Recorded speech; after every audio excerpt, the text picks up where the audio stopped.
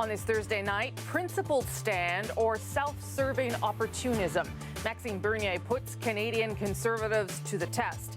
The rebellious MP tosses verbal grenades as he exits the party he almost led, while the man who beat him says Bernier is choosing to help Justin Trudeau. Getting to the bottom of this is a job for At Issue. Also tonight, Hayley Wickenheiser puts another crack in the ice ceiling. The four-time Olympic gold medalist takes a hockey job with the Toronto Maple Leafs. From red and white to blue and white. This is The National.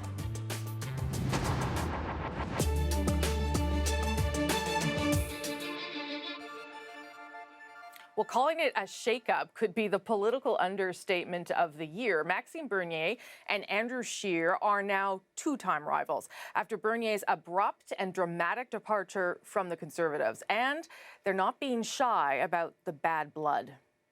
The Conservative Party has abandoned Conservative. It does not represent them anymore. Maxime has repeatedly demonstrated that he is more interested in advancing his personal profile than advancing conservative principles. It was a day that was supposed to be about party unity, but then Bernier announced, well, he's creating his own party. And as Catherine Cullen tells us, that could be the start of a rift on Canada's political right. I have come to realize over the past year that this party is too intellectually and morally corrupt to be reformed. It was just 15 months ago that Maxime Bernier almost became the leader of the Conservative Party of Canada. Now, if he has his way, he will essentially destroy it. I decided that I will be best serve Canadians if we create a new party. His announcement coming just as the Conservatives were set to kick off a major gathering in Halifax. And Bernier clearly has his former leadership rival in his crosshairs. Instead of leading as a principled Conservative and defending the interests of Canada and Canadians, Andrew Scheer is following the Trudeau Liberals. And he's not the only one drawing links to the Liberals. He has decided today to help Justin Trudeau. Helping Trudeau how? Well, Scheer wouldn't quite come out and say it, but it would be by splitting the Conservative vote. To stop those voters from leaving, Scheer is depicting Bernier as a selfish quitter. Maxime decided that he was going to go his own way and put his own personal ambitions first. So that's his choice. He'll have to live with that. Are you ready to support our leader and this party to make sure that we form government in the next year? Many Conservatives in Halifax are lining up to take shots at Bernier, though these are some of the party's most faithful. He's been busy pouting for the last 15 months. He's now finally picked up his ball and bat and didn't like the way the game turned out, and he's left. Conservatives need to be united to win, and I think they are united. I think one man's ego is not going to change that. The man responsible for uniting the Conservative movement last time was quick to weigh in today, too. Stephen Harper tweeted, "It is clear that Max never accepted the result of the leadership vote and seeks only to divide Conservatives. His decision today allows the Conservative Party of Canada to move forward united behind our leader, Andrew Scheer." But those cries of unity don't acknowledge just how close Bernier came to leading this party, earning support from nearly half the members. Now that he's left, the most pressing question in all of Canadian politics is, who will follow? Catherine Cullen joins us now from the Conservative Convention in Halifax. Okay, Catherine, how is all of this going over where you are? Well, Rosie, I think it's important to consider that the reason that these 3,000 Conservative delegates came here was not necessarily for political drama. There's the people who came here to talk about policy resolutions, and obviously that's been massively overshadowed by Maxime Bernier. This is a lot of the party's most faithful, and a lot of people are making a really big show of support for Andrew Scheer. You know, we had Doug Ford, Ontario Premier, up on the stage earlier tonight, and he was talking about how important unity is to victory. Everybody's sticking together, and so I think we can expect that that is going to be a recurring theme over the course of the next couple of days, is the Conservative Party all staying on one page. Rosie? Catherine Cullen in Halifax tonight. Thank you. It's probably worth remembering the most recent details of that Scheer-Bernier tension, and as usual these days, social media played a big part. Bernier tweeted up a storm earlier this month, warning against extreme multiculturalism and the cult of diversity, saying it could destroy what has made us such a great country. His leadership under open attack, Scheer tried to distance the Conservative Party from Bernier's views. As I said, he's an individual member of Parliament. He doesn't speak for the party. I think Canadians know where we stand for. He doesn't speak for the party. He speaks for himself. It is my tweet. It is my position. And I believe in that. Mr. Bernier, when you say that our immigration policy forcibly changes the cultural character and social fabric of Canada, what do you mean? Can you give me an example of how that's happening? Yeah, so what I'm saying is that the Trudeau government, they're focusing on diversity. And I'm not against that. But the goal must be unity in diversity. People who came here, they came here to share the Canadian values, the rule of law, equality between men and women, respect, tolerance. And so that's why I receive a lot of support. So however you want to characterize that answer, lots of people will be asking another question tonight. What kind of support could Maxime Bernier actually count on? One measure might be how he fared in last year's leadership race. Andrew Scheer. While it is true Bernier lost, it was not by much. Andrew Scheer took just over 50% of the vote, Bernier just under. But support for each came from Conservatives in very different parts of the country. So whereas Andrew Scheer won a lot of the rural parts and the western parts of Canada, Maxime Bernier did very well in Toronto, in Edmonton, Calgary, as well as in Montreal and Quebec City. Unlike the Bloc Québécois in Quebec or the Reform Party in Western Canada, that urban support may be too spread out for Bernier to grow a successful political party. But winning seats might not matter. It could be significantly damaging for the Conservatives, even if Maxime Bernier takes just 1 or 2 points away from the Conservatives, because the Conservatives need to have their entire coalition behind them in order to defeat the Liberals, because the New Democrats aren't looking very strong. Then there's Bernier's ability to raise money, easily paying off his $250,000 of leadership debt and continuing to fundraise even after. Money that might go to his new party instead of the one he just left. When Canadian politics turns this spicy, it's time for At Issue. Summer vacation or not, they're actually back. We just forced them to come in as well. Andrew and Chantal are here and ready to talk about Maxime Bernier's endgame, the effects of his announcement might have on his now former party. Here's what else we're working on tonight on The National. A game changer in Toronto's hot real estate market and why it could change home buying across the country. Plus, the Toronto Maple Leafs hire hockey legend Hayley Wickenheiser. What that means for the future of the game. But first, what the U.S. president said about the criminal convictions of 2 former close associates. Donald Trump took his views to his friends at Fox News, which afforded him the chance to fight back against the damaging news of the last couple of days. But as the CBC's Keith Bogue tells us, he seemed to lead with his chin. I don't know how you can impeach somebody who's done a great job. Impeachment came up with Donald Trump and Fox News because of the Michael Cohen thing. Cohen, Trump's former lawyer, pleaded guilty to 2 campaign finance felonies this week. In the process, he identified the president as a co-conspirator who directed him to break the law. Trump wasn't charged, likely because the Justice Department's policy is that a sitting president can't be indicted. But Trump says the whole thing's a sham anyway. I watched a number of shows. Sometimes you get some pretty good information by watching shows. Those 2 counts aren't even a crime. Trump's theory is that Cohen admitted to 2 phony campaign finance crimes so that he would get a break on 6 other real crimes, including bank fraud and tax fraud. And they put the 2 counts of campaign violations in there, but a lot of lawyers on television and also lawyers at IFC, that they're not even crimes. Then why would he use that information for a plea deal? Because he makes a better deal when he uses me. Trump's theory means the judge, too, had to be in on the conspiracy because the judge accepted Cohen's guilty pleas to the crimes Trump says aren't crimes. It's a shaky theory, but at the heart of it all, says Trump, is a common law enforcement practice. It's called flipping, and it almost ought to be illegal. He means the everyday practice of law enforcement making deals with some criminals in exchange for information about other criminals. They make up things, and now they go from 10 years to they're a national hero. Which brings us to David Pecker. CEO of the company that publishes the National Enquirer and also implicated in the campaign finance story.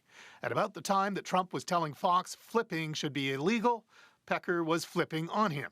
He's been granted immunity in exchange for giving information to the feds about Cohen and about Trump.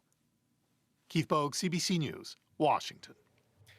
Now, David Pecker could be a prominent figure in all of this because he's been a friend of Donald Trump's for decades, even considered one of the few he could really trust, but maybe not anymore. So what else do we know about him, and what does he know about Donald Trump?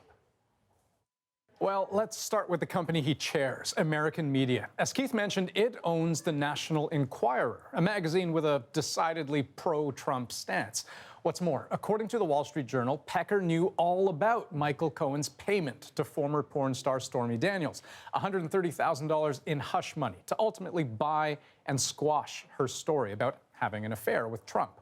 And Pecker's company also reportedly paid $150,000 to Karen McDougal, a former Playboy playmate, in order to catch and kill her story. Pecker also, by the way, has a Canadian connection. He's on the board of Toronto-based Post Media, the largest newspaper company in the country. Okay, speaking of expensive decisions, let's talk about buying or selling a home. And think about how much you lean on realtors to tell you basic things, like what a property sold for. Well, that's by design. In Toronto, for example, the real estate board fought for years to keep all that info secret, available through its agents only. But it's been losing that fight. And today, the Supreme Court of Canada refused to hear its final appeal, meaning within 60 days, all that data could go public. And not just in Toronto, but countrywide. Jacqueline Hansen explains. You would see a tab here that would say sales history. This Toronto realtor used to break the rules by widely sharing sales data with clients. After today's ruling, he plans to publish it on his firm's website as soon as he can. I think transparency just helps elevate our profession. It helps people see us as professionals that actually have some value to add beyond giving you sold prices. Up until now, if sellers wanted to price their property competitively, they had to rely on a realtor or word of mouth to find out how much other houses in their neighborhood previously sold for. The Toronto Real Estate Board wouldn't allow realtors to publish that information publicly. It argued that sharing the data would violate the privacy of buyers and sellers. I can't imagine the amount of money that the Toronto Real Estate Board has spent on this, and frankly, I don't understand why. I don't see it hurting the role of a realtor at all. In the U.S., sales information and more is already widely available. If we look south of the border, we've seen the tremendous application of technology, smartphone apps, websites, making use of all of this data. Canadian real estate company Zoocasa didn't waste any time. As soon as today's ruling was made, it began posting the price history of houses for sale. While the ruling affects only Toronto, the Competition Bureau expects other real estate boards across the country to comply on their own. If not, it may take further action. I can't say today what we'll do because there's always lots of moving parts in these matters, but we'll be paying attention, you can be sure of that. And this realtor will be changing the way he works. I won't be answering, hey, how much did that house sell for emails, so I can actually spend my time serving my clients in a much more effective way. Jacqueline Hansen, CBC News, Toronto. Now, in Nova Scotia, this sort of information has been publicly available for years, since 2014. At the time, the province's main goal was to give homeowners a better understanding of their property assessments. But realtors welcomed the move. Their association said property owners will better understand the real estate market, and that's great news. Since then, some companies have even thrived by packaging sales data for their customers. And Rosie, you've got another story that Toronto has been buzzing about today, this one from the hockey world. Yeah, well, that's right, Andrew. One of the best players in women's hockey history is teaming up with one of the most storied franchises in the game. The Toronto Maple Leafs have hired none other than Hayley Wickenheiser as Assistant Director of Player Development. As Salima Shifji explains, it's another big step for Wickenheiser's career, certainly, but perhaps an even bigger one for women in sport. Wickenheiser scores! She scored goal after goal, led Canada to 4 Olympic gold medals. Won the face-off back. Yeah. She's even played against men in Finland. Now at 40 years old, Hayley Wickenheiser is breaking yet another barrier. Nylander coming in, Matthews, score! Not exactly behind an NHL bench, but a key player behind the scenes, helping to develop young talent. Chosen because the Leafs general manager says she's the best person to fill that role.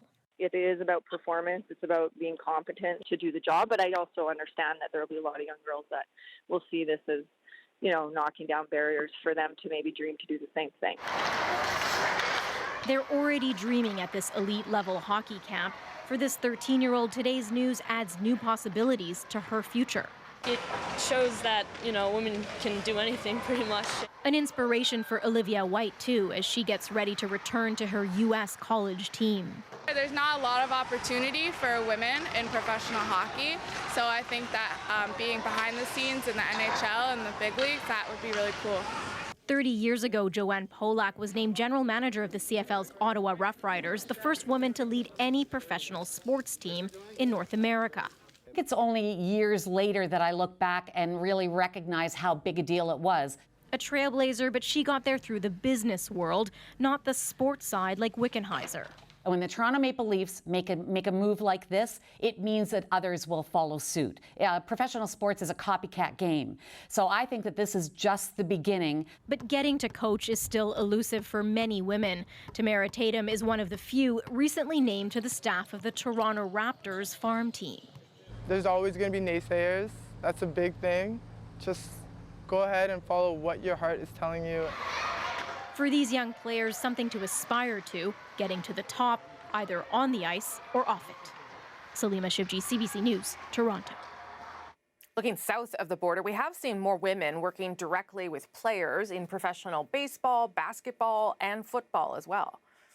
In 2011, Justine Siegel blazed a trail in Major League Baseball, becoming the first woman to throw batting practice. Then again in 2015 as the first to be hired as a guest coach. Don't get too cute out here. Stay serious, stay focused. Then there's Becky Hammon. In 2014, the San Antonio Spurs hired her as the NBA's first full-time assistant coach. And Catherine Smith made NFL history in 2016 when the Buffalo Bills hired her as a first full-time assistant coach. But no matter their accomplishments, women in male-dominated sports still face a lot of hurdles. Just ask Smith, who was heckled before a game in Seattle. Waitress! Waitress! Can I have a Pepsi, please? Waitress! Until another football fan quickly shut him down. Okay, let's get you up to speed on some of the other stories we are tracking live tonight. Starting with a house that exploded in Kitchener, Ontario. Police now believe the woman found dead was a victim of homicide. Oh my God, the whole house is gone. The whole house is gone. This was yesterday morning. The body of 58-year-old Edra Hahn was found in the backyard shortly after the blast. And according to police, evidence at the scene and autopsy results make them think someone killed her. Now, that could be deliberate or it could be accidental, but they believe someone else was involved. Hahn's husband was also found at the scene. He was hurt critically, but to be clear, police say he's not a suspect. They do hope, though, that he can help with the investigation. We're keeping an eye on a major hurricane churning towards Hawaii. You're looking live at Honolulu, where it's right around 4:20 p.m. School is canceled, beaches are closed, and the warning is out statewide. Hunker down because the storm could be devastating. Just take a look. This is Hawaii's Big Island after it was lashed with rain, and just the start of what's expected to be a rough few days. Now, it's not totally clear whether the hurricane will actually make a direct hit, but Canadians have been warned to stay away unless they absolutely need to be there. And today, WestJet canceled all flights to the islands for today and tomorrow. Still ahead on the National, thousands of evacuees are crowding into Prince George tonight as wildfires continue to burn across BC. Today, the Prime Minister faced questions and calls for help. We'll take you there. Plus, election campaigns kick off in Quebec and New Brunswick. We'll set the table for you. And if you're a wrestling fan, who isn't, you know the name Bret the Hitman Hart. Tonight, after being honored in a special Indigenous ceremony, he's got a new one. I think it's a great name. It might be too bold a name for me, but it tops Hitman anyway. The reveal ahead in our moment of the day.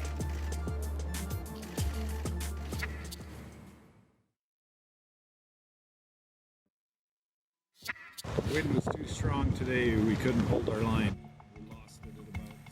A raging wall of flames near Burns Lake, British Columbia. The fire jumped a guard last night, moving towards several homes. One person with a hose tried to keep it away, but that fire was relentless. 3 homes burned. And more than 200 kilometers away in Prince George, the wildfire smoke is strong enough to taste, something the Prime Minister may have discovered when he met frontline workers there today. Karen Pauls takes us there. The Prime Minister's visit was quick, a 15-minute briefing on the fire situation around Prince George. I know you've been getting fire briefings daily. And then a stop outside in the smoky air to thank crews and volunteers for their hard work. Trudeau said he knows it's already been a long season. A second really difficult year for wildfires in BC. I'm glad to be here to meet with people, but wishing this wasn't happening. There are more than 560 fires burning out of control. Nearly 5,000 people are under evacuation order, more than 22,000 more on evacuation alert. Indigenous leaders say their communities are falling through the cracks. They fall under federal, not provincial jurisdiction, and they feel they're not getting the help they need. They ask Trudeau for help. So we can access resources for emergencies such as these in the future, because you know, this isn't the last time we're going to see these types of fires. Today, Trudeau wouldn't commit to more federal funding. We have to clear up those lines of flowing resources and ensuring that people get what they need, regardless of whether they're in an Indigenous community or a non-Indigenous community. Homes and livelihoods, something on the minds of elders forced from their communities. I'm worried about my home, especially for the harvesting in the winter. Doreen Austin was sorry to miss the Prime Minister. He's gone already? I wanted to see him, tell him go to our chair and go sit in the smoke. She's worried about how long those fires will burn, trapping her so far from her home. Just pray that we could go home soon. So far, there's no sign of when that might happen. Karen Pauls, CBC News, Prince George.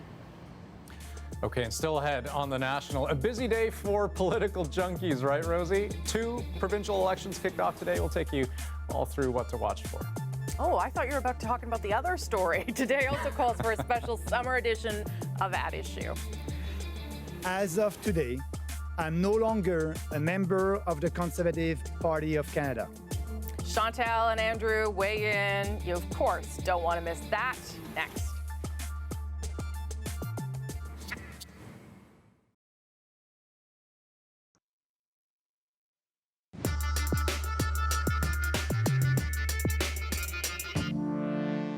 The Conservative Party has abandoned Conservative. It does not represent them anymore. Maxime decided that he was going to go his own way and put his own personal ambitions first. So that's his choice. He'll have to live with that. People want to change, and I think they're ready for that. That's Maxime Bernier quitting the Conservatives, slamming Andrew Scheer and the party on his way out, and vowing to start a party of his own. The move doesn't really come as a complete shock, but the ramifications are potentially pretty big. Let's dig into this with a special August summer edition of At Issue. Andrew Coyne is in Toronto tonight, Chantal Hébert in Montreal. Chantal, let's start with you. Is it a Conservative crisis, or is that too much? I'm not sure that it's a Conservative crisis yet. I know ancient history tends to replay itself in people's heads when they see a press conference like today, Lucien Bouchard breaking away from Brian Mulroney's stories, Preston Manning. I don't think we're quite there yet. It's not great for Andrew Scheer's image and leadership, that is certain. It will put stresses on a party, but there is a big gap between having a news conference to say you're going out on your own, and it seems at this point that Maxime Bernier is a bit lonely in this position, and actually creating a party from the ground up. Well, so Andrew, how possible or plausible is it then? Well, there's so many questions still to be answered. I mean, one of them, of course, is why now? Most of the criticisms he made of the party today, most of which were well taken, you could have made at any time over the last 14 years since its founding. So what precipitated this is unclear other than, increasing disaffection between Bernier and Scheer. And secondly, is there anything more to this than Bernier? And that remains to be seen as well. And the connection between the two, and Chantal mentioned some other new parties and breakups, there's usually some very large issues, some animating passion, whether it's Western alienation or Quebec separation or go back to the 30s and the foundation of the CCF. Here it's, yes, there are a lot of conservatives who wish the party were more principled and more robust in its defense of conservatism. But they're also loyal conservatives. Supply management isn't going to galvanize people in the street, I guess is what we're saying. So, Chantal, you alluded to it. What about Scheer's leadership here? Because it does seem to have been a slow burn to try and chip away at it. Is it weakened? Has he played it right? What would you say? I'm not sure whether he's played it right. He is who he is. He still has to fight an election. He doesn't have the moral authority on the party that Stephen Harper would have had for bringing the party back together or for having won an election. That being said, the most conservatives will say that they are encouraged by the poll numbers that the win and Chicoutimi-Le Fjord, actually weakens Maxime Bernier's case, because if Maxime Bernier were so important, how come his firing from the shadow cabinet didn't cost anything in Quebec? That basically means Scheer shows up at the convention with a team that functions. They've done well in the House of Commons. So the timing of this it does not coincide with a malaise within the party over his leadership, put it this way. But it does, go ahead, Drew. I was just going to say, though, the question that he got that I'm not sure he answered very well today was, well, does this not prove that you should have kicked him out before? and what does that say about your leadership? Well, or the other way. I think some of this has to be on Scheer in this sense that, people talk about Bernier being a loose cannon and, saying and doing things that were kind of off message, but it's also part of the leader's job to bring people like that within the tent. I mean, remember, Scheer won by the narrowest of margins. Bernier had 49.9% of the vote in that leadership race. And I didn't see a whole lot of evidence of Scheer reaching out to Bernier either. Okay, I want to play another clip of Bernier when I asked him a question about his immigration policy, which is what started sort of this acceleration of the separation, if you will. So I'll play the clip, but I want to talk about it in terms of how this will affect the Liberal Party, if at all. So here's what Bernier said about immigration today. So what I'm saying is that the Trudeau government, they're focusing on diversity. And I'm not against that. But the goal must be unity in diversity. People who came here, they came here to share the Canadian values, the rule of law, equality between men and women, respect, tolerance. And so that's why I receive a lot of support from people from other ethnic groups. So if that's where this started, and maybe that's something the Liberals are okay talking about all the time, what does any of this mean for them, Chantal? Oh, seriously, anything that splits the non-Liberal vote on the right is good news for the Liberals. I don't for a second see how Maxime Bernier, who is not being identified with this issue in any way, shape, or form, and who hasn't articulated a position that is very deep, would, for instance, galvanize a movement in Quebec where this is a hot issue. But today, Maxime Bernier and his tweets over the past week have left most people mostly puzzled, as in, we've just had a 10-year debate here, and I don't think anyone remembers Maxime Bernier being a strong voice contributing to that debate. Andrew? It does look very opportunistic, as if he needs to broaden his base from his sort of libertarian followers to some of these more identity politics, right-wing identity politics type of people around the Rebel, for example. I think it fits him uneasily. I think it looks like he hasn't really thought this through very carefully. When you're making these policy announcements or whatever on Twitter, rather than in a longer form. I mean, these are very high-octane issues. It's very easy for people to misunderstand you. And he seems to be sort of going back and forth between whether he's talking about, as Chantal said, age-old debates about the best way to unify society with people from many different backgrounds, or just uneasiness with people having all those different backgrounds. Yeah. And even if that's not what he intended, that's on him that people are reading it that way. Okay, I have 2 minutes left. Here's what I want to know. How could this have happened? How could someone who ran to be leader not so long ago, almost became leader, cleared up his leadership debt very quickly, suddenly be in this position? I mean, what does this tell us about either the party or about Maxime Bernier? Chantal, you go ahead. Maxime Bernier wanted to be the leader. He put up with the Harper years and his banishment for a while, thinking that he was biding his time and he was going to get the lead. Not only did he lose, but he lost to someone who used his own positions against him.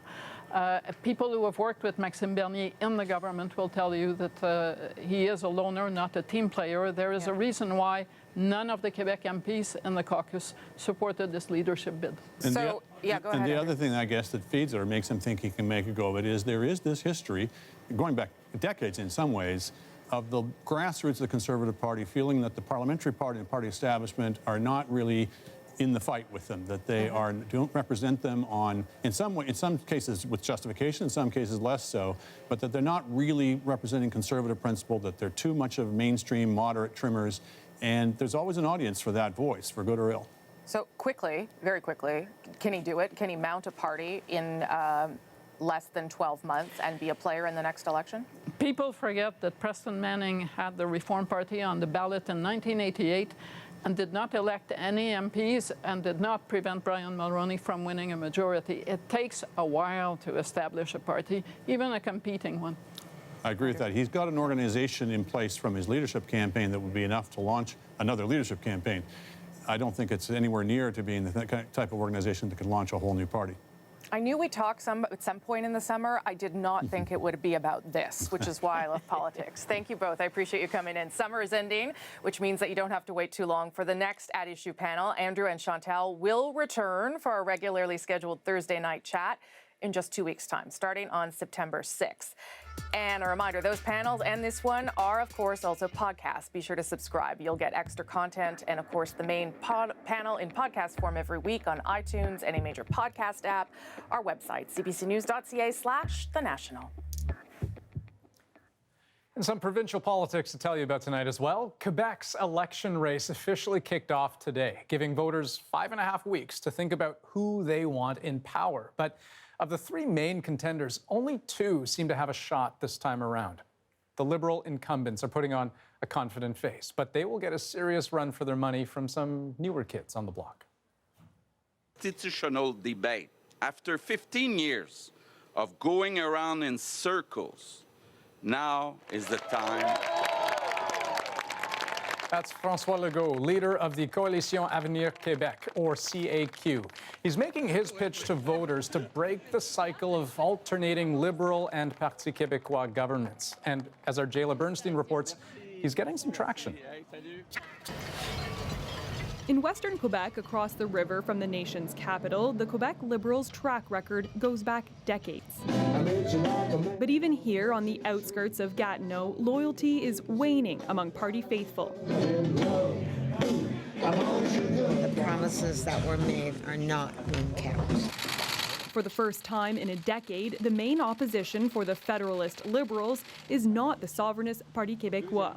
There's a third party in town, it's center-right, and it's polling as the frontrunner. There's a wind of change blowing over Quebec, just as there was a wind of change blowing over Ontario, the US, France. So there's a political shift. For staunch Federalists, Quebec Liberals are no longer the only choice.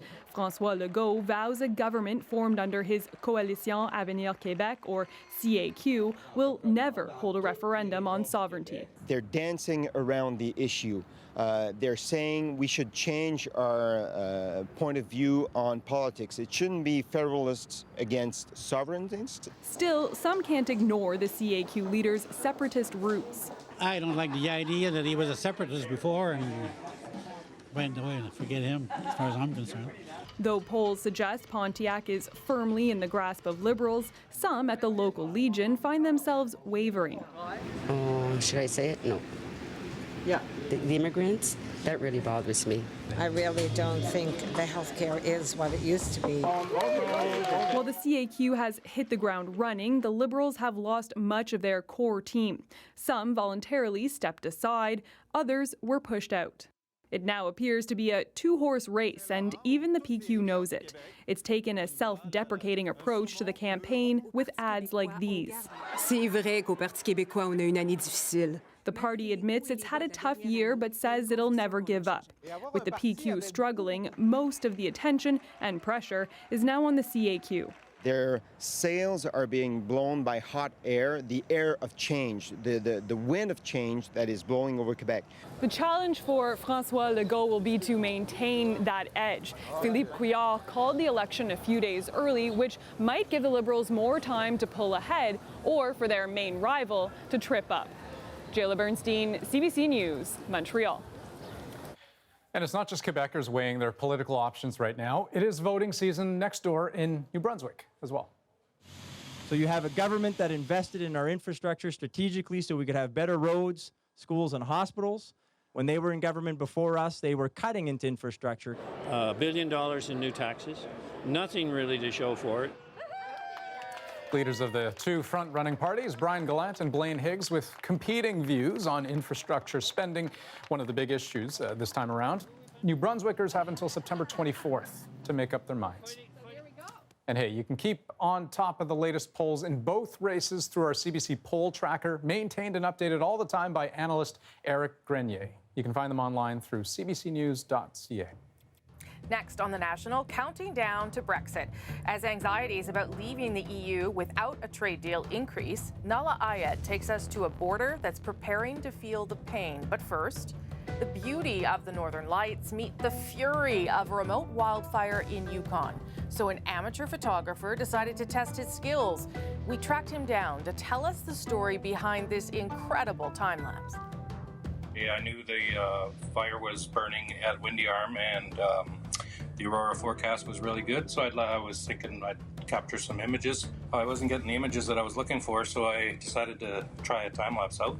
It was amazing. I was out there by myself. I was there around 10:30 to 3 in the morning. Around 12:30 was the last vehicle that I seen. Watching the trees light up and the aurora light up at the same time, it was just unbelievable.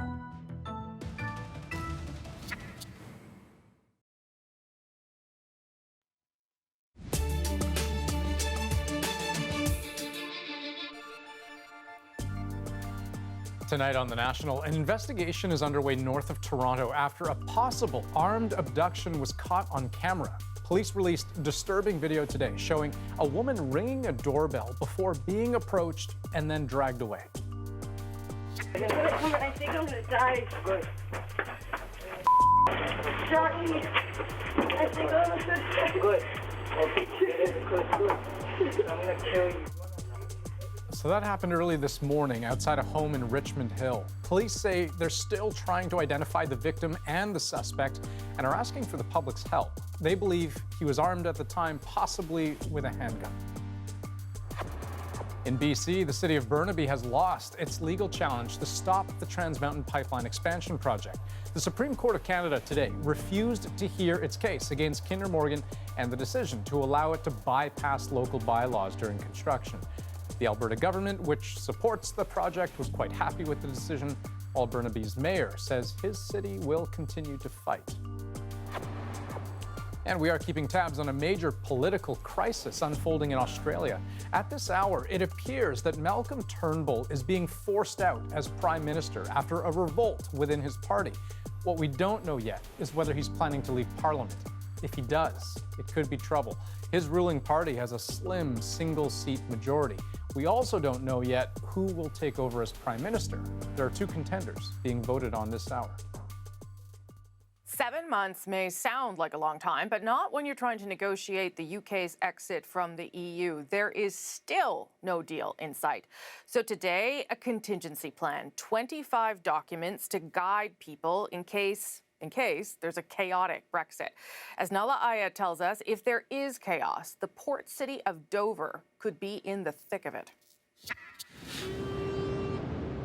For this island nation, the port of Dover is as good as a highway to Europe. 10,000 trucks breezing through every day. A good example of what they like to call here a frictionless border. And that could all change with a messy Brexit. The authorities say it takes about 2 minutes to process every one of these trucks. If you even double that, they expect it will be gridlock here with a lineup of more than 100 kilometers of trucks waiting to cross. The impact would be felt much, much further. What we're talking about here is shortage of medicines, potentially, shortages in the supermarkets, empty supermarket shelves, so people will feel it very quickly if there is a hard Brexit.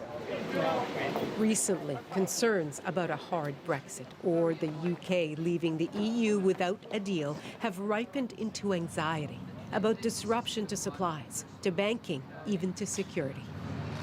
It's why, even as it says a deal is 80% done, the government's come up with a survival plan, preparation and reassurance in one. But let me be clear about this. It is not what we want, and it's not what we expect. But we must be ready. That officially now means stockpiling medicine, bracing for higher cost of doing business and new customs checks. So that's friction at those free-flowing borders. And the supermarket shelves? Let me assure you that, contrary to one of the wilder claims, you will still be able to enjoy a BLT after Brexit, which is supposed to be the hardly soothing, say critics. The government is just publishing these vague papers, and they're not even publishing all of them. Presumably, the other 50 or so papers are still being written. That really isn't going to reassure anybody. And these young protesters say stockpiling can't be the answer. When what we get is so vastly different to what we were promised, of course we want a people's vote, which is what we want, a people's vote on the final Brexit deal. It is an idea gaining momentum here, but it's not currently on the table. Nalayed, CBC News at the port of Dover, England. So that's a whole lot of uncertainty, but one thing is for sure. The date, March 29th, 2019, at 11 p.m. to be precise, come what may, the UK will leave the EU, deal or no deal. Next on the National, ex-pro wrestler Bret the Hitman Hart had a pretty striking nickname. Today, he says he got a better one. So today, I am going to give you the name. Eyakitapin, courageous chief. That special moment is our moment. Next. But first, a reminder that the National Today takes you inside our journalism every afternoon. It goes deeper on the top stories, and it highlights some of the stories that you might have missed. Today, the Rohingya crisis 1 year later. By some estimates, 40,000 Rohingya were killed in Myanmar last year. Today, no one is facing charges. Tens of thousands of refugees are still stuck in camps, and the international community is coming up short on support funds. There's more in our newsletter. Subscribe at cbcnews.ca/The National.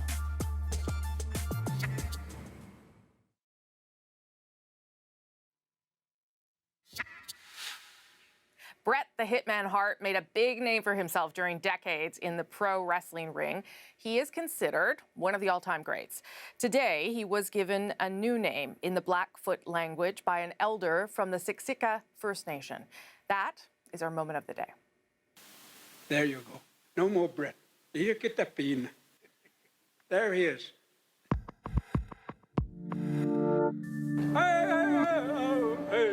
This moment was decades in the making. From Calgary, Alberta, weighing 230 pounds, Bret Hart. It even reaches back years before Hart joined the WWE in 1984 to when his father, Stu Hart, pioneered the wrestling business in Western Canada and forged relationships with Indigenous communities. You know, my dad had a lot of empathy for the Native people, the struggles they had. I think he grew up, he was a Saskatchewan boy all his life, and I think if you live on the prairies, you understand a lot of the hardships that the First Nation people have endured through all these years. So today, I am going to give you the name. Eyakitapin, courageous chief. That is the name you will carry. For a man who's better known for his outsized wrestling persona, it was a humbling moment. I think it's a great name. It might be too bold a name for me, but it tops Hitman anyway.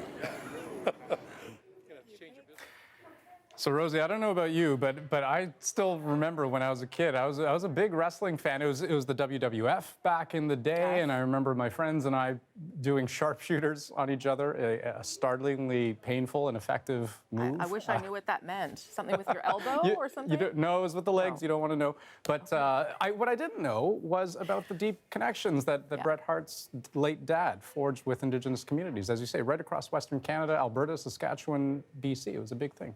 Yeah, I think it was also part of Stampede. They would tour around and stuff. And I should say that the elder who gave Hart the name, which I'm glad I didn't have to say because I'm not that talented, said they wanted a name that was as powerful as an old warrior named Iron Chief. So that's why they chose, Iron Shield. So that's why they chose Courageous Chief. It's a big honor when those things happen. And for the record, I also watched wrestling briefly. No kidding. Early in the morning. I do remember Bret the Hitman Hart. I did not do any of what you did. Well, I never would have figured you as a wrestling fan, so that's news to me. You might be overstating that, but yes. That's the National for this Thursday, August 23rd. Have a good night. Good night.